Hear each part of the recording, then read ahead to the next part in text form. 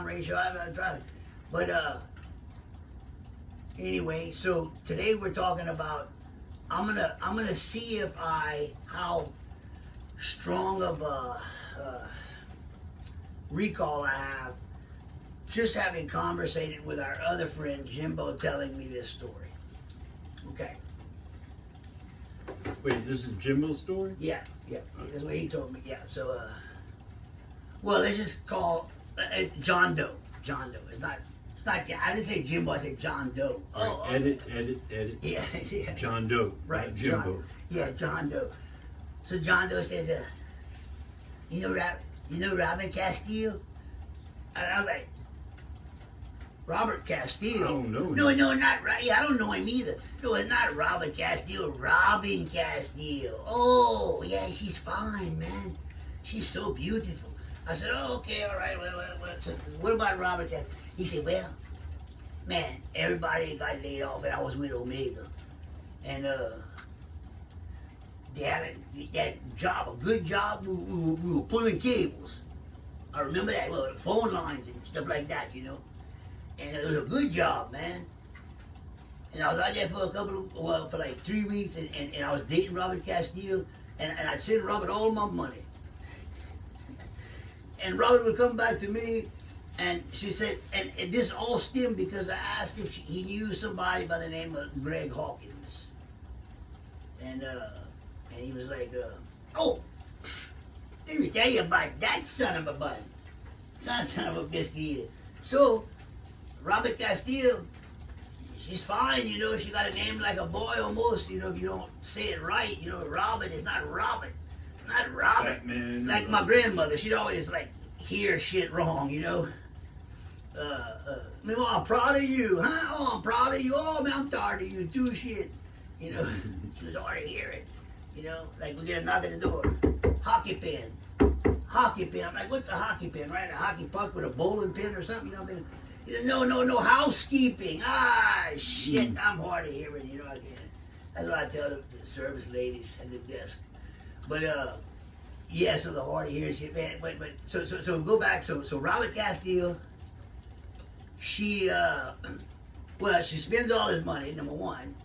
Well, and then, so this is before cellular phones. So he calls, man, a day and a half goes by. Call, you know. The old. I call, yeah. Finally, a day after she answers. And look, I only had 5 days left on my hitch to finish up 2 weeks. I had a full check. But no. So I'm talking to Robert. She says, I broke my collarbone. Oh, yeah? How you broke your collarbone? Well, I ran on the back of a motorcycle. What? What's that? I ran on the back of a motorcycle. Oh, ride on the back of a motorcycle. Oh, feet be Whose motorcycle? Well, that Greg Hawkins. Oh. And he said, all I could think of, I met this dude at Poets in 97 or some shit. And I never forget, man, I was trying to talk to him and he was like a hawk, man. He was trying to go get him some lay. Or laid. Get him some lay. How do you say it? Anyway, he was trying to get him some one night stand or something.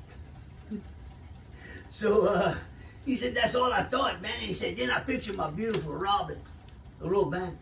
Oh, saucy me on. He said, and I could picture him hawk-eyeing like that, her. Oh, tune there. I had to come home. I said, no. He said, well, yeah. And then this girl, man, because I'd already cheated on her. I met this girl over there because we were the only, like, guys around that we were, like, in a remote location in Mississippi, you know. And that girl said, look, I made it worth your while. And she was beautiful. I didn't stay. No, I go home broke. She broke a collarbone. He got hurt like that. And she broke up, but I forgot this part. So as she's telling her, yeah, I broke the collarbone. So what you doing on the back of a motorcycle? Well, you know, your feet be there. I'm gonna have to break up with you. Yeah. Well, she says, I don't think it's working out. Is she hung up? He said, man, it made me crazy. This was before cell phones. He said, oh, no, I was offshore. I had to come in, bro, or whatever. He wasn't offshore, but he was on location. But, he said, I came there to Dallas Emil's house to just be depressed even more. Now, no job, because came in early. Didn't finish. And I was like, oh, motherfucking boy, you... And this is back in the 90s. You know, like, what's his name? Bernie Mac. Yeah.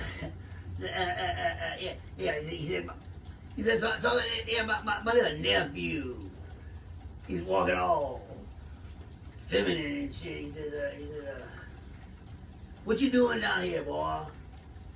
I'm gonna get me some milk and cookies. He said, some milk and cookies? Boy, you better go upstairs. You don't get no damn milk and cookies. So, yeah. And he put his hand here and said, I want some milk and cookies. You know, he told me, oh, wanted to buzz his ass. Like nobody stuttered. You know, he said, hey, my nephew, man, he stuttered. Well, poor thing, man. God, dog, he said, shit, man.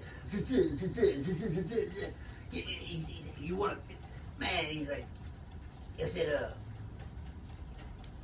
well, you saw, The Great Outdoors, right? With John Candy and Yeah. Dan It's been a long Aykroyd. time. Yeah. Okay. So yeah, that what was I saying? The Great Outdoors. Oh yeah. So when he's at one point, John Candy's talking to this guy with like he had a white streak in his hair. He was like a fucked up looking dude, you know. And he's telling a story. He said, oh yeah, Frank here got struck by lightning. You got struck by lightning? He said, yeah, And so John Candy says, 6 times? He said, no, 66 times. 66 times. 66 times, man. Must have hurt. He said, fuck. Yeah.